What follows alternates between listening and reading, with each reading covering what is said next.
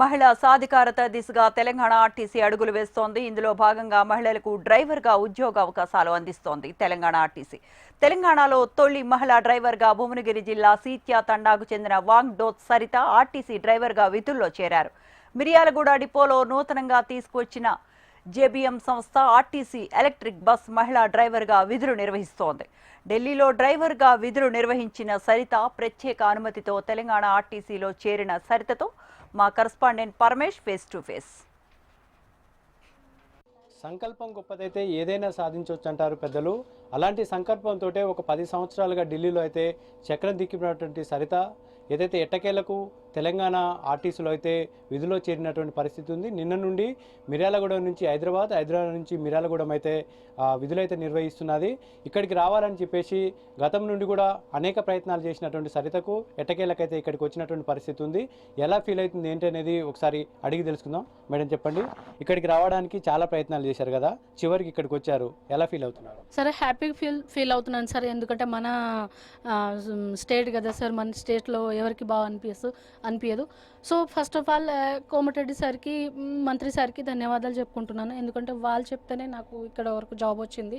ఇంతకుముందు కూడా ఉన్న సర్కార్కి కూడా చెప్పుకున్నాను, కానీ ఆ సర్కార్ ఏం పట్టించుకోలేదు. ఈ సర్కార్ బాగానే పట్టించుకుంది, హెల్ప్ చేసింది.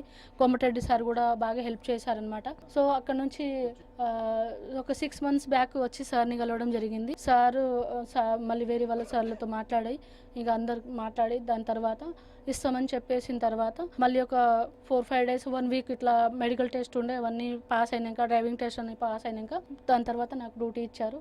సో నేను హ్యాపీ ఫీల్ అవుతున్నాను సార్. అంటే మీరు తెలంగాణకు సంబంధించిన వాళ్ళు కదా, ఢిల్లీకి ఎలా వెళ్ళారు? సార్ అప్పట్లో అక్కడ నారాయణపూర్లో ఆటో నడిపాను. అమ్మ నాన్న మేము 5 అక్క చెల్లెలం, నేనే లాస్ట్ ఆమెనే. సో కొంచెం ఫైనాన్షియల్ ప్రాబ్లం ఉంటే ఇక అప్పుడు ఆటో నడిపి అక్కడ నుంచి ఒక మేడం పరిచయం అయింది. మేడం అన్నారు అక్కడ ఢిల్లీలో బస్సు కూడా నడిపిస్తున్నారు, వస్తారంటే సరే మేడం అని చెప్పేసి అక్కడికి వెళ్ళాను అనమాట. అక్కడ ఢిల్లీ ట్రాన్స్పోర్ట్లో మేము 15 మంది అమ్మాయిలం జాయిన్ అయ్యాము. అప్పుడు నేనే పాస్ అయ్యాను ఒక అమ్మాయిని. అక్కడ నుంచి 10 years వరకు నేను ఒక అమ్మాయిని చేశాను.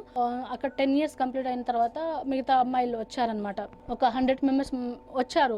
అంటే అక్కడ గవర్నమెంట్ కూడా అమ్మాయిలకు లైసెన్స్ ఇవ్వడం కానీ, ఏదైనా హెల్ప్ చేయడం కానీ వాళ్ళు ఇస్తేనే ఇంకా 100 members వచ్చారనమాట. సో అక్కడ ప్రభుత్వం కూడా నాకు హెల్ప్ చేసింది, బాగానే సపోర్ట్ ఇచ్చింది. అక్కడ కూడా 10 years చేశాను. సో అక్కడ కాకుండా ఇక్కడ ఎందుకంటే అమ్మ నాన్న కొంచెం ఏజ్ బార్ అయిపోయారు, వాళ్ళని చూసుకోవాలనేసి నా బాధ. అదే ఆ మ్యాటరే సార్ వాళ్ళ దగ్గర చెప్పుకున్నాను. సార్ వాళ్ళకు ఫొటోస్ కూడా పెట్టాను మా అమ్మ వాళ్ళది. కోమటిరెడ్డి సార్ దగ్గరుండి చూసి చెప్పి మరీ ఇప్పిస్తాననేసి చెప్పేసి నాకు ఈరోజు ఉద్యోగం ఇప్పించారు. So thank you so much, thank you sir. అంటే డ్రైవింగ్ అంటే చాలా రిస్క్తో కూడుకున్నది కదా, ఈ ఫీల్డ్ని మీరు ఎందుకు ఎంచుకున్నారు? సార్ అప్పుడు ఏమంటారు, ఇప్పుడు కష్టం వస్తే ఏది అనేసి మనం అనుకోం కదా. సో ఆ మూమెంట్లో నాకు అప్పుడు ఆటోనే నాకు మా ఫ్యామిలీకి కొంచెం సపోర్ట్గా ఉండేది. దాని తర్వాత నేను 6 years ఆటో నడిపిన తర్వాత ఇక ఇక్కడ నుంచి కాకుండా ఇంకా ముందుకు ఎక్కడికైనా వెళ్ళాలి, ఇంకా మంచి భవిష్యత్తు ఉందేమో చూద్దాం అనేసి ఇక డ్రైవింగ్ మీదనే బాగా అది అయిపోయింది. సో ఇక్కడ నుంచి లైసెన్స్ తీసుకొని ఢిల్లీకి వెళ్ళిపోయినా. ఇంకా అక్కడ నుంచి కంటిన్యూ అయిపోయాను సార్. ఇప్పుడు నాకు 15 years 16 years డ్రైవింగ్ చేయబట్టి సార్. ఒక మహిళగా వేరే మహిళలకు ఎలాంటి, అంటే ఏదైనా చేయొచ్చు అనే దాంట్లో ఏం సలహా ఇస్తారు? సార్ నేనైతే తప్పకుండా చెప్తాను, ఈ అమ్మ ఏ పనిలో మీరు ఎక్కడైనా భయపడుతున్నారా, ఏ విషయంలో అయినా కానీ, డ్రైవింగ్ కాకుండా ఇంకా వేరే డాక్టర్ కాకపోయినా ఇంకా ఏదైనా మీకు చేయాలని ఏదన్నా ఒపీనియన్ ఉంటే దానికి మీరు భయపడకుండా ముందుకు రండి, తప్పకుండా సాధిస్తారు. ఎందుకంటే మన మీద కాన్ఫిడెన్స్ కంపల్సరీ ఉండాలి. సో మనకు ఆ నమ్మకం ఉంటేనే మనం ముందుకు వెళ్ళగలుగుతాం. ఏదైనా పని మనం ఇంకా దానికి భయపడాల్సిన అవసరం లేదని నేను చెప్పగలుగుతున్నాను సార్.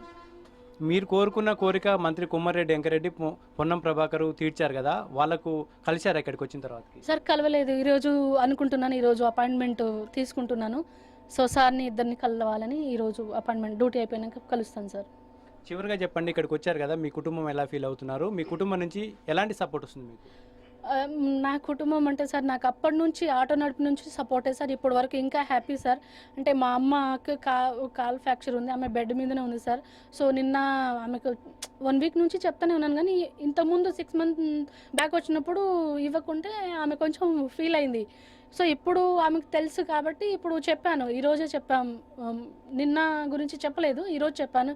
సో మా అమ్మ చాలా హ్యాపీగా ఫీల్ అయింది. సార్ వాళ్ళకి కూడా థ్యాంక్ యూ చెప్తుంది అమ్మ తరపు నుంచి. సో అమ్మకి హ్యాపీ సార్. ఇప్పుడు నా దగ్గరే పెట్టుకుంటాను అమ్మ నాన్నకి ఇద్దరికి. ఇప్పుడు ప్రస్తుతానికైతే అక్క దగ్గర ఉంది అమ్మ. ఎట్టకేలకు అయితే 10 సంవత్సరాల నిరీక్షణకైతే సరిత నిరీక్షణకైతే తెరపడిందని చెప్పుకోవచ్చు. ఏదైతే మంత్రి కొమ్మారెడ్డి వెంకరెడ్డి పొన్నం ప్రభాకర్ చేసినటువంటి కృషితోటైతే ఎట్టకేళ్ళకైతే నల్గొండ జిల్లాలో విధులు నిర్వహిస్తుంది. తన తల్లిదండ్రులు కూడా హ్యాపీగా ఫీల్ అవుతున్నారని చెప్పేసి చెప్తున్నటువంటి పరిస్థితి కూడా ఉంది. అంతేకాకుండా మహిళలు ఏ రంగాల్లో సరే రాణించవచ్చు, సంకల్పం అనేది గొప్పగుంటే ఏదైనా సాధించవచ్చు అని సరిత చెప్తున్నటువంటి పరిస్థితి ఉంది. ఇది ఇక్కడ ఉన్నటువంటి తాజా పరిస్థితి. కెమెరామెన్ సలీంతో పరమేష్, HM టీవీ, నల్గొండ.